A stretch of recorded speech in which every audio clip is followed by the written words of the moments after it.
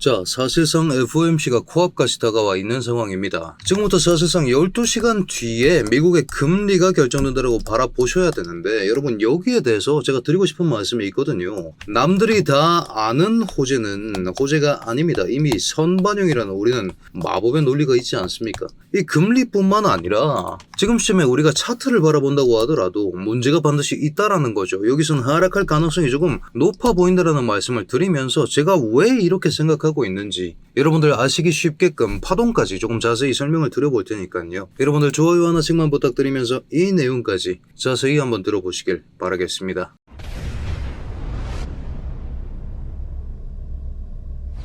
반갑습니다. 현명하게 매매하자 코인인사이트의 현우 트레이더 인사드립니다. 자, 우선 오늘의 가장 뜨거운 주제부터 얘기를 해야겠죠. FOMC가 11시간 50분 뒤에 발표가 되는데 지금 보시는 페이지는 CME 그룹입니다. 여러분 예전에 CME 갭 하던 거 생각나시죠? CME라는 게 어떤 거래소냐? 이게 세계 최대의 선물 거래소입니다. 그런 만큼 여기서 우리가 뽑아낼 수 있는 정보값들이, 그리고 얘네가 취합해 놓은 데이터 셋이 생각보다 굉장히 가치가 있다는 말씀을 드리고 싶은 거예요. 자, 구글에 CME 페드워치라고 치시면 이렇게 홈페이지가 나옵니다. 이걸 눌러서 봤을 때 우리가 무슨 얘기를 해볼 수가 있겠느냐, 조금 내리다 보면 이렇게 probability라고 확률표가 존재를 한다라는 거지. 자, 이거 봅시다. 지금 금리가 350에서 375입니다. 이 동결을 할 확률을 7, 인상을 할 확률을 3으로 바라본다라는 거예요. 7대 3으로 바라본다라는 건데, 연준의 지금 스탠스가 어떻게 됩니까? 금리 인상 이후의 가능성이 정말 높다라는 거고, 사실 이 금리 인상 이후의 필요성이 어디서 옵니까? 미국 근원 소비자 물가 지수에서 나온다라는 거지. 연준의 타겟은 이걸 2% 언더로 맞춰야만이 그때서부터 금리 인하를 할 수가 있다, 이런 입장을 보여줬는데, 아니 현우야, 예측이 2.8이었는데 결과가 2.6이다 이거 잘 나온 거 아니냐? 이때 잘 나왔죠. 그래서 어떻게 됐습니까? 7월 14일입니다 날봉으로 보면 7월 14일에 어떤 일이 있었냐, 이때 이렇게 쭉 잘 올려줬습니다. 근데 문제는 이 잘 올려놓은 추세를 유지를 해줬느냐, 금리 인하 기대감까지 뿜뿜하면서 비트코인이 이렇게 날아갔느냐, 그러지를 못했다라는 거지. 왜 이렇게 말씀을 드리냐면, 여러분 연준은 두 파벌이 싸웁니다. 매파가 있고 비둘기파가 있어요. 매파는 금리 인상을 주도하는 사람들이고, 비둘기파는 금리 인하를 주장하는 사람들입니다. 근데 무슨 일이 있었길래 7월 14일에 이렇게 잘 올려놓고, 시간봉 가겠습니다. 이렇게 잘 올려놓고 다투하면서 7, 8, 6까지 쑤셔놨어야 했느냐, 요 라인까지 내려왔었다는 말이죠. 왜 이런 일이 일어났을까요? 이거죠.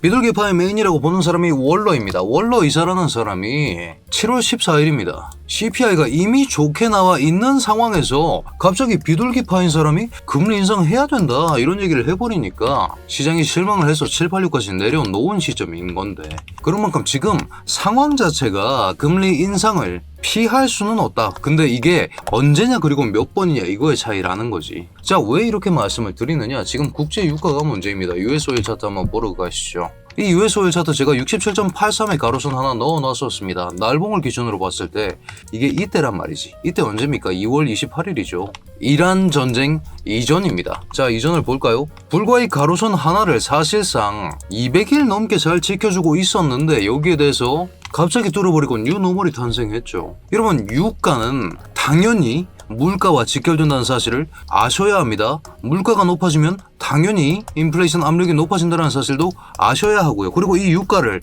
왜 높였습니까? 왜 이게 튀었죠? 전쟁 때문이라는 사실을 반드시 기억을 하셔야 한다는 거지. 자, 왜 미국이 공습을 왜 중단을 했을까요? 갑자기 FOMC를 납두고 불과 일주일도 안 납두고 공습을 멈춘 이유가 뭡니까?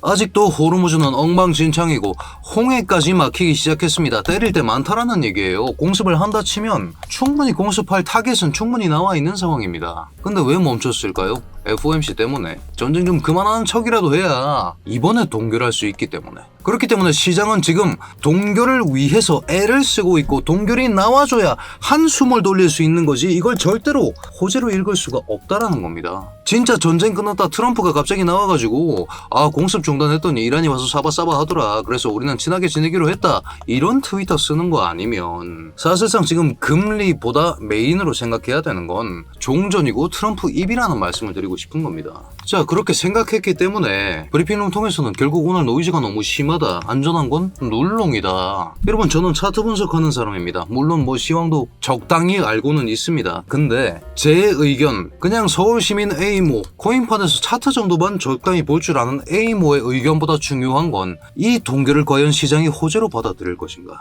그리고 전쟁이 어떻게 될 것인가, 이 두 가지라는 거죠. 이거는 통제가 안 되는 변수라는 겁니다. 이런 위험 속으로 저는 제 돈을 걸 수가 없다, 이 말씀드리면서 지금 차트방도 여러분 많이들 걱정을 하시는데, 사실은 여러분 우리가 지금 이 얘기하고 있지 않습니까? 자, 처음부터 갑니다. 여기서부터 하락파동 쏟아지고 있었다라고 얘기를 했죠. 그러면서 이게 큰 1, 그 다음에 큰 2가 이렇게 나왔고 큰 3이 지금 나오고 있는 거라고 말을 하고 있는데, 큰 3에 대해서 우리가 자꾸 머리가 뜨거운 건데, 여러분 큰 3에 대해서 좀 작게 쪼개서 얘기를 해봅시다. 큰 파동은 민트로 처리를 해놓고 큰 3 세부를 한번 보자라는 건데, 이건 일단 불투명성을 좀 줄여놓고 큰 3 세부파 한번 재보겠습니다. 어떻게 진행되고 있습니까? 지금 이게 1이죠. 이게 2입니다. 이게 3으로 보고 있고 4가 뭐 여기서 끝났을 경우일 수도 있겠습니다만 저는 아직 4라고 생각하거든요. 그렇게 말씀을 드리는 이유가 뭐냐, 두 가지입니다. 알터네이션, 이게 뭡니까? 파동 교대의 법칙이라는 가이드라인입니다. 머스트가 아니에요. 이 알터네이션이라는 것 자체가 2파가 좀 짧게 나왔으면 4파가 좀 지저분하게 길게 나온다. 그리고 바이스 벌사, 이게 무슨 말입니까? 그 역 또한 성립한다 이거죠. 그러면 지금 우리가 2파가 그냥 원행이로 이렇게 쭉 때려 올렸다라고 얘기를 할 수가 있지 않습니까?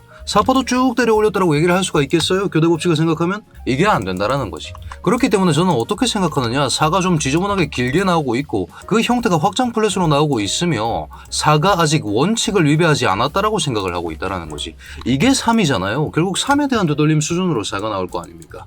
한번 찍어보자라는 거지. 이렇게 찍어보면 뭐가 나옵니까? 찍어봤을 때 618까지 올려도 64.3K가 나옵니다. 3파 자체가 좀 짧게 나와준 형태가 나오고 있기 때문에 지금 1파의 극점을 위협하냐 마냐, 이걸로 걱정이 많으신 거 제가 잘 알겠습니다. 근데 아직 618도 안 왔다라는 거지. 618 찌르고 786 찌르면 어차피 내일 로스 터질 거 아닙니까? 이거는 이슈 기반으로 파동 교대 원칙 가이드라인 무시하고 4가 이렇게 나왔고 5가 여기서 진짜 끝이 난 거구나, 이렇게 생각을 할 수가 있는 시점이 이게 따이고 난 후라는 거지. 618까지 올려주고 나서 그 다음까지 본 다음에 여기서부터 그 얘기를 해볼 수가 있다라는 말씀을 드리고 싶은 거고, 지금 당장은 차트방대로 봤을 때 3-4 제가 확장 플랫으로 바라보고 있는 이게 끝났다라는 증거가 아직은 없다라는 겁니다. 파동을 대할 때 중요한 게 이겁니다. 왜 헌법에서도 무죄 추정의 원칙이라고 하죠. 파동에서도 이게 진짜 끝났는지 아닌지 이거는 지켜봐야 합니다. 그 다음에 하락으로 하나가 좀 크게 쏟아져야만이 그때서부터 이게 4가 여기서 어떻게 마무리가 됐구나 라는 얘기를 해볼 수가 있다는 거고,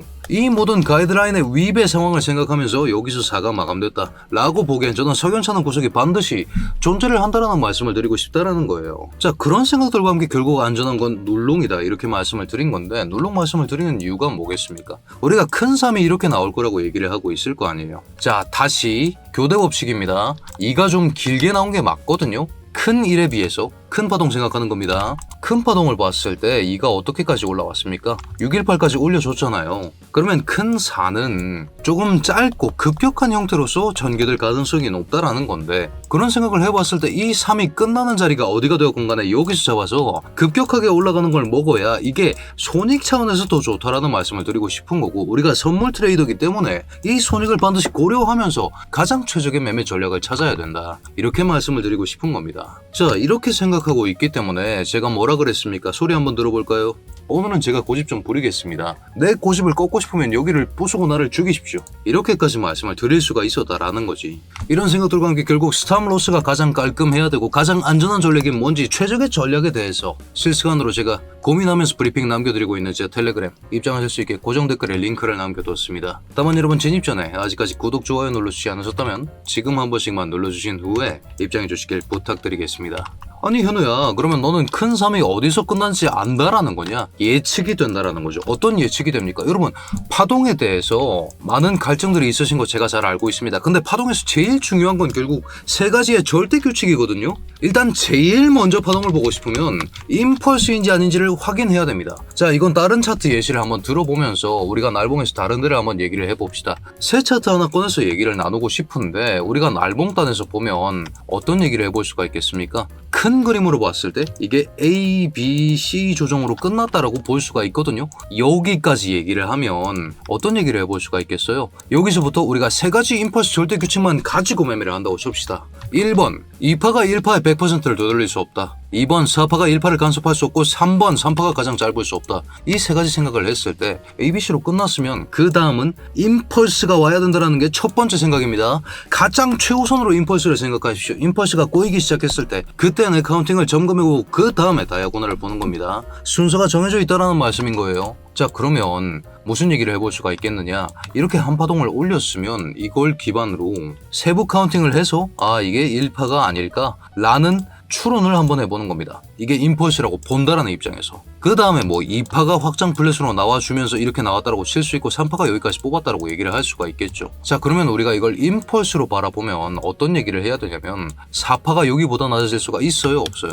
어떤 원칙 생각해야 됩니까? 요거 생각해야 되죠. 제가 여기서 숏 말씀 많이 드렸거든요. 왜? 4파 눌림이 나올 게 뻔한 자리이기 때문에 1파 기반으로 3파의 위치를 이렇게 1파 길이로도 잡아볼 수가 있고 1.618 이게 아니라 피보나치 확장으로도 이런 식으로 잡아볼 수가 있기 때문이에요. 1대 1.13으로 올려서 81K 넘어가는 그림이 나왔다. 1대 1은 넘겨줬다. 이 두 가지 생각을 해볼 수가 있다라는 거지. 자, 근데 뭐가 문제입니까? 지금 64.4K 1파 극점까지 와 있는 모습을 보여주고 있는데 이거 빨리 끝내고 한번 얘기를 해보겠습니다. 이걸 내려가면서 이 4파 극점, 1파의 극점을 따버리면 어떤 형태가 나오겠어요? 이게 나오는 순간부터는 여기서 뒤져줬을 땐 이거 4파인가? 라는 생각을 해볼 수가 있는데 이게 이렇게 세게 뚫리기 시작한 시점에서는 적어도 이걸 봤으면 이걸 더 이상 5파 임펄스가 아니다. 그러면 뭐 다이아고널로 볼 거냐 아니냐 여기서부터 이제 분기점이 생성되기 시작한다라는 거지. 그리고 우리가 이걸 확실하게 볼 때까지는 임펄스라는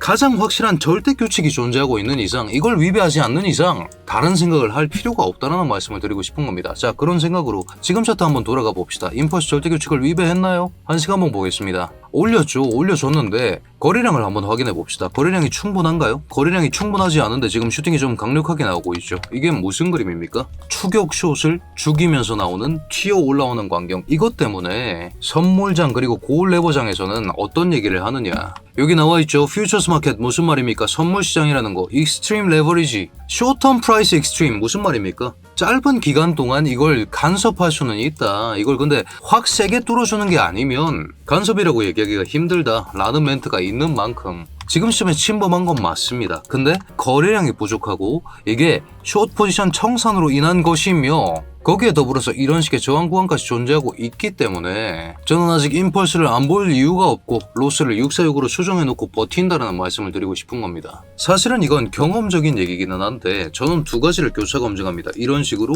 이게 선물장 예외인가? 이걸 보기 위해서는 태도 도미넌스까지 교차 검증을 해줘야 한다는 거죠. 태도 매수 보면 어떻습니까? 결국 이걸 뒤집으면 이게 비트 차트 아니에요. 1파로 내렸고 2파로 올리고 3파가 이렇게 내려가고 있는데 이게 지금 제가 그어둔 여기 이 자리가 3-1 자리일 거 아닙니까? 여기선 따지 않았다라는 거지. 그런 생각을 해보았을 때 아직 임펄스 절대 규칙이 깨졌다라고 보기가 조금 힘들고 결국 비트 차트로 돌아와서 3파가 이론상으로 1파보다는 길어져야 되기 때문에 큰 1이 이거지 않습니까? 큰 2가 이거고 그럼 이 생각을 기반으로 적어도 1대1로 내린 625 언더에서 롱을 잡아야 우리가 좀 이런 식의 노이즈에서 안전할 수가 있을 것이다. 이렇게 강조를 드리면서 오늘 브리핑을 요약해보자면 3-4파에 대한 반등이 진행 중입니다. 하지만 3-1 극점에 대해서 찌른 형태는 나오고 있거든요. 어딥니까? 여기죠. 여기에 대해서 찌른 형태는 보여주고 있는데 이걸 태도 도미넌스 차트에서 봤을 때는 찔렀다라고 보기가 힘들다라는 거죠. 여유가 좀 많이 남아있죠. 이런 생각을 해봤을 때 FOMC 금리 결정까지 12시간 남았기 때문에 지독한 노이즈가 나올 가능성이 높습니다. 안전한 건 눌롱이라고 다시 한번 강조를 드리고 싶은 시점입니다. 비트 차트로 돌아가서 이대로 올린다고 하면 뭐가 문제냐면 큰 1이 큰 3보다 긴 형태가 나오는 형태를 저는 굉장히 적게 봤기 때문에 임펄스 상에서 이런 형태를 얘기하고 싶으면 적어도 1파가 연장되는 증거가 있어야 되기 때문에 이게 없다라는 것 때문에 저는 지속적으로 불안감을 말씀드릴 수밖에 없다. 이런 생각을 해보았을 때 지금은 파동상의 위험성을 인지한 채로 눌롱 위주로 대기하셔라. 이렇게 정리해드리고 싶습니다. 자, 로스 코앞까지 다가온 만큼 저는 브리핑룸 통해서 조금 오늘은 FOMC까지 오버나이스로 대응을 좀 할까 하는데 여러분들 파악하셔야 되는 내용들은 제가 최대한 빨리 공유드릴 예정 중에 있으니까요. 오늘 분석도 마음에 드셨다면 댓글로 굿 한 글자씩만 부탁드리면서 저희 코인인사이트 구독자 여러분들 모두 성투하는 좋은 하루 되시길 바라겠습니다.